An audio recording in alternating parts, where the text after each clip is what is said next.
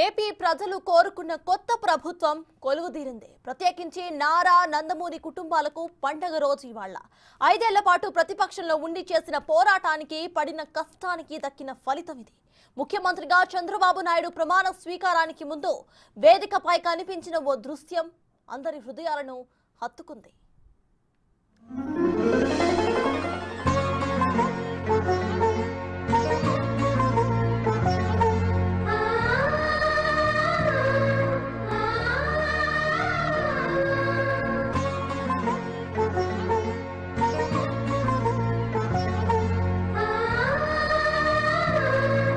అన్న అమ్మలు సగం నాన్నలు సగమని ఊరకనే చెప్పలేదు. అది కొటేషన్ అని లైట్ తీసుకునేవాళ్లు ఉన్నప్పటికీ అదే నిజం.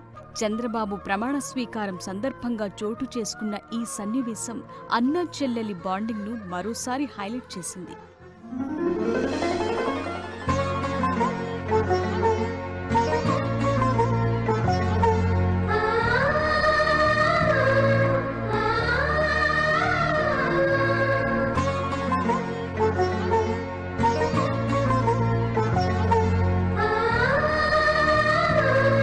స్టేజ్ పై ఉన్న నారా భువనేశ్వరికి తన అన్న బాలకృష్ణ నుదుటిపై ముద్దు పెట్టారు.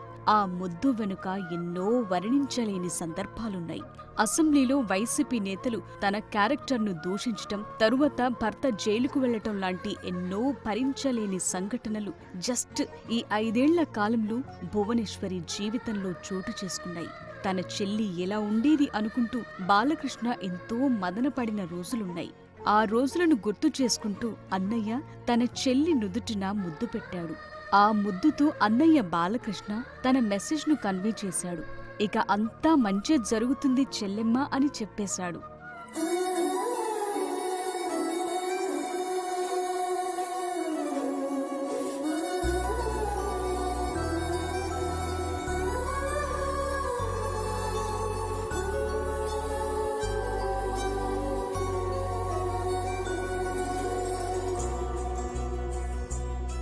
వాస్తవానికి చంద్రబాబు గెలుపు వెనుక అందరూ ఉన్నారు.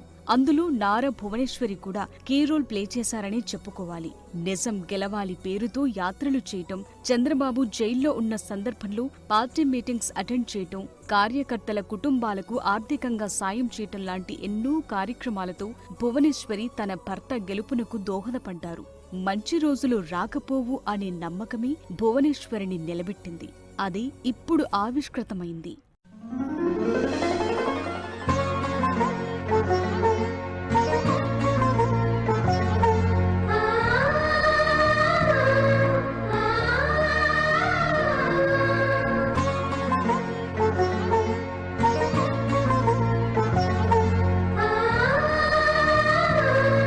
బాలకృష్ణ తనకు విషెస్ చెప్పిన క్షణాన భువనేశ్వరి కళ్లల్లో ఆనందం వర్ణనాతీతం. ఇదే అన్నా చెల్లెల అనుబంధం అంటే.